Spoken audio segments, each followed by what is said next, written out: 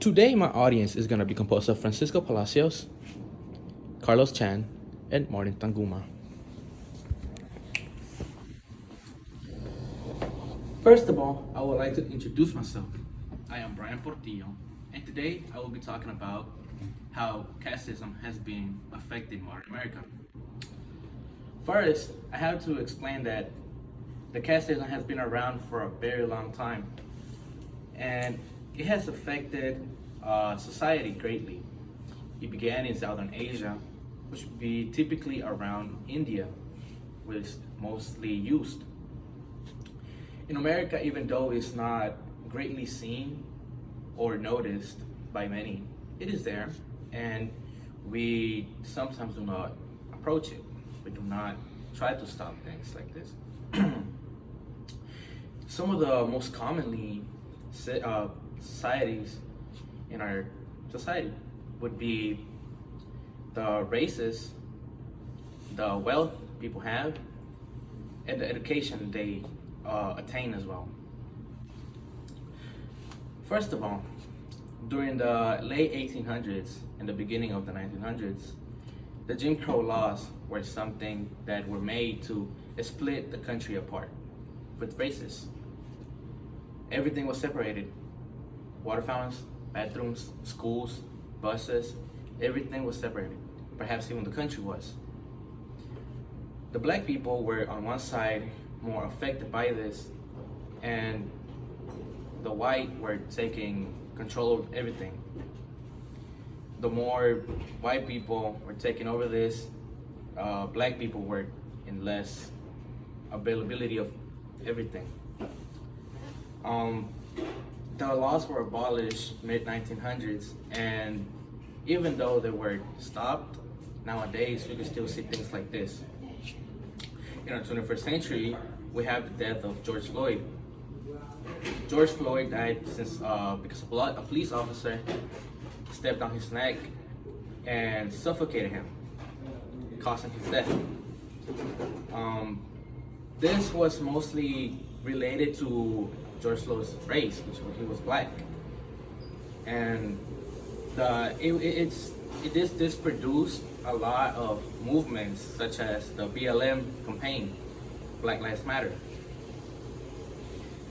We are now finally taking a step further into stopping this type of systems. On the other hand, we have wealth.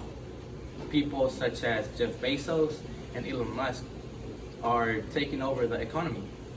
This affects greatly to the working class. The working class is greatly in poverty, and it creates a lot of people without a job and also death at some points. Despite this, we noticed that the rich people, some people, help the working classes, but we notice a great difference between how the way Elon Musk may live and the way a regular Hispanic person would live in a community. Well, while the Hispanic person would live in a normal neighborhood, typically sometimes dangerous, it is harder to get to the end of the month and for them to attain goods. As to Elon Musk, he would live quite good. It's not hard for him to attain anything he wants. This creates a very extensive level of difference between the two classes. Apart from the classes, the education people attain also create a lot of opportunities. It is known that the more education somebody has, the better they're going to live. And this is due to the health education it is taught in many schools, for example. The more health education somebody gets, the higher possibility of them taking care of their body have. While somebody with less knowledge about this will typically not know how to take care of their body and eventually create problems for them and become unable to work. Obesity is an example of this. If a person becomes really fat, and unable to work, this will create them to not be able to get a good job or a high paying job, sometimes not even a job, creating a really big impoverished area for them, which would become a certain death eventually, since there would be no food for them to attain anymore.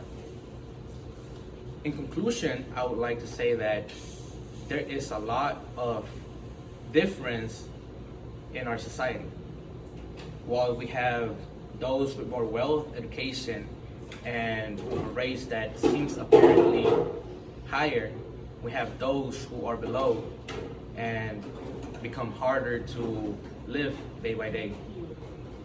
And this is changing little by little, and that has become something good for society. But so far, we are still developing on our society and advancing through life.